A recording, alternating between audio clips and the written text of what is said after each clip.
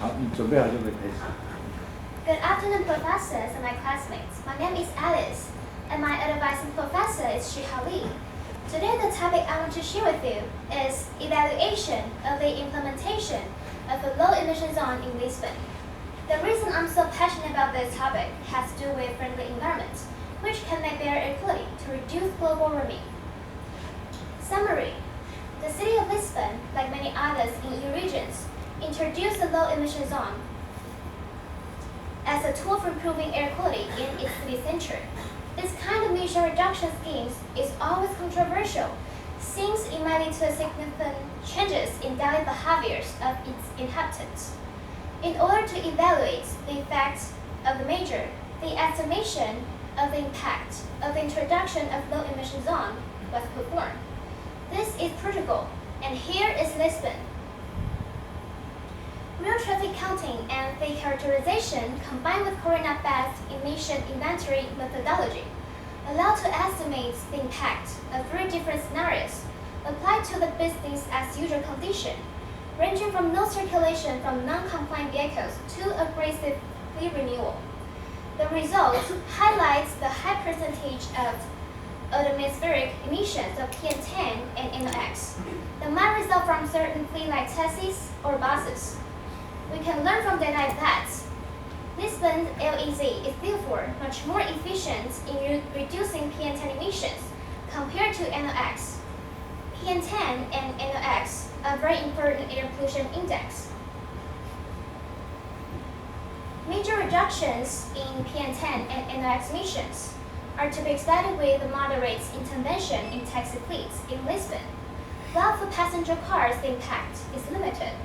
However, in absolute terms, and due to its urban mileage, passenger cars should also continue being included in Lisbon LEZ. Simultaneously, an effort in increase of dedicated lenses for public transport should be made for further reductions in PM10 and NOx. The outline I want to show you is divided into 4 parts, except introduction I will talk about later. First one, low emission zone, including LEZ in Lisbon. Second, methodology and data. In this phase, I will talk about traffic inquiries, traffic counter, the rating of vehicles, as well as emission scenarios. Third, results, which are involving emission calculation. In the end, is final remarks. Okay, let's get started. Introduction. The highest probability of employment, higher variety of medical care, and educational services and multiple cultural programs associated with higher education level. These are pushing countries' population to their cities. Since 75% of European population live in urban areas, it causes stress and pressures to the urban environment, population health, quality of life, and ultimately, in their economic performance and nearby resides. Having this and related issues in mind, a thematic strategy on the urban environment has been published with the objective of contributing to a better quality of life through an integrated approach concentrating on urban areas, to a high level of quality of life and social well-being for citizens, by providing an environment where the level of pollution does not give rise to harmful effects to human health and environment, and by encouraging sustainable urban development. Within this thematic strategy, 4 main cross-cutting aspects were considered, namely, sustainable urban transport, sustainable urban management, sustainable urban construction, and sustainable urban design. Let's dive into the topic. Low emission zone is a defined area that can only be entered by vehicles meeting certain emissions criteria. LEZ can lead to major air quality improvements because it capitalizes on recent EU legislation for road vehicles, which have set progressively tighter emission limits on new vehicle manufactured over the past decade. LEZ schemes can take many forms based on the geographical area that cover, the times at which the LEZ is enforced, the vehicle emission standard required for vehicles to enter the zone, the type of vehicles that need to comply with the LEZ, and the implementation and enforcement approaches used. So, due to its flexibility on rules to be applied, inherent easiness on application, the LEZ became one of the most popular measures adopted by several municipalities, especially those with more than 200,000 inhabitants. The second phase of Lisbon LEZ began in April 1st, 2012, and it became more strict. Just like this chart shows, this is geographic extent of low emission zone, which requiring at least Zone 1, the red area, and Zone 2, the green area, and the area supported by purple line is Lisbon city area. All the vehicles are exempted by the LEZ, including passenger cars, light duty and heavy goods vehicles, buses, and motorcycles, regardless of the fuel type. Currently, LEZ operates on weekdays from 7 o'clock to 21 o'clock. In the present work, an example of traffic-related emissions were estimated based on inquiries, automatic traffic counters, distance traveled, and emission factors. An example was obtained through the emission factors of vehicle type, their possible speed, area of Lisbon that circulates, and distance traveled. Here, let's stop just for a second. Have you ever wondered how low emission zone operates such a huge range in Lisbon? So there are some methods conducted for low emission zone. The information required for the purpose of this work is relatively specific, and therefore requires simultaneously use of automatically collected data and tailor-made inquiries, included vehicles characterization and counting, personal brief interviews of drivers as well. Traffic inquiries. This is geographic location of all standpoint points. There are 21 standpoint points, the red points, and the echo mass of measures NOx and PM10, the green points, as well as the boundaries of LEZ, the area circled by yellow line. Traffic inquiries, including the area circled by Lisbon LEZ and its surroundings. The main criteria for each standpoint point was to be located in places where traffic is frequent.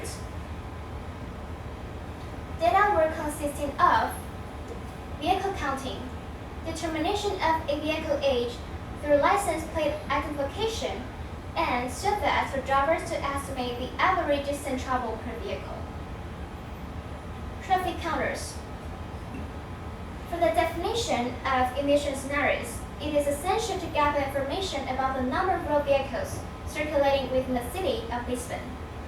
Therefore, a compilation and analysis of data from the traffic counts in Lisbon was performed.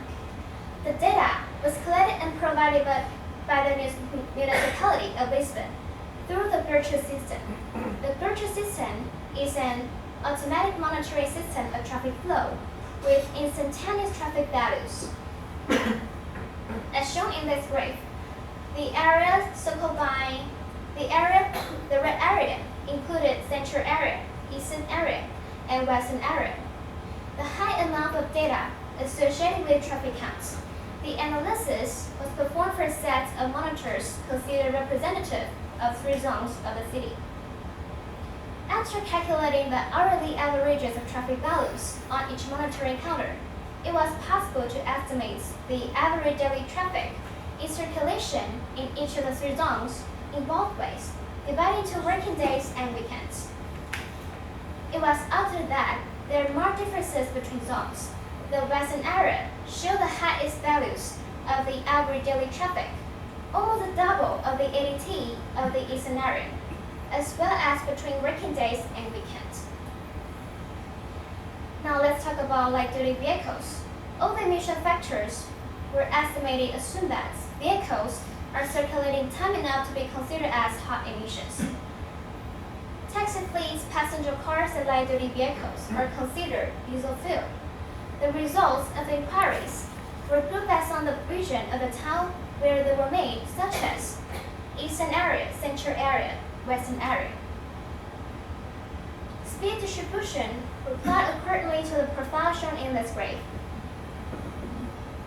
light color presents central area, and darker one presents eastern and western area. Faster circulation assuming eastern and western area. This because eastern and western areas are main corridor for traffic entries into the city center. Now the part is heavy-duty vehicles. Heavy-duty vehicles are not considered due to the fact that the number of these vehicles in the city center is negligible. Their usual routes are defined by the municipality and consist of two main riverside roads, which are at the port of Lisbon and are located outside of the LEZ boundary. Emission factors for buses were estimated based on and a sample of assumptions related to speed, load, traveling conditions, travel distance, and length inclination. Although there are some private fleet operators with older buses circulating in Lisbon, the total number of these vehicles and the kilometers that circulates inside the LEZ are very low, so can be considered as negligible.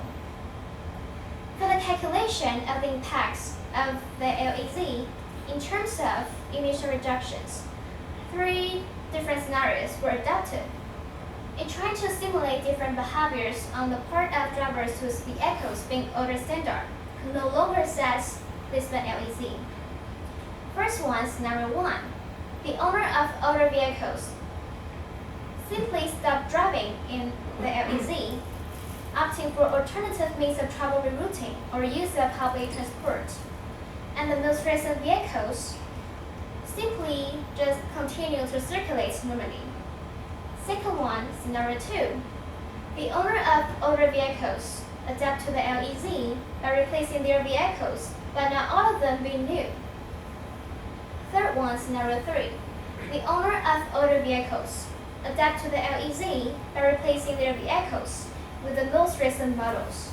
Therefore, scenario 1 is no fleet renewal, and the total number of these vehicles circulating inside the boundaries of LEZ decreases. Compared to scenario 1, scenario 2 is a soft fleet renewal, and the total number of these vehicles circulating inside the boundaries of LEZ remain the same.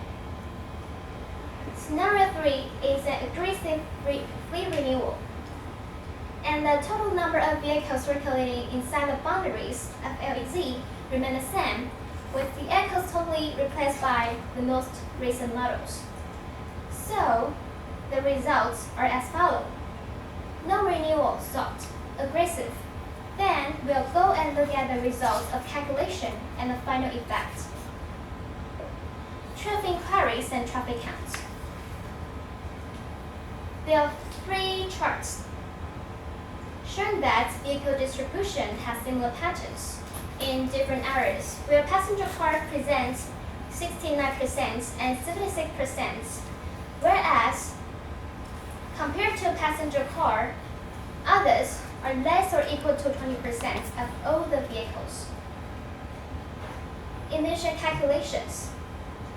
The emission factors associated with fleet type were calculated with the speed distribution and distance travel.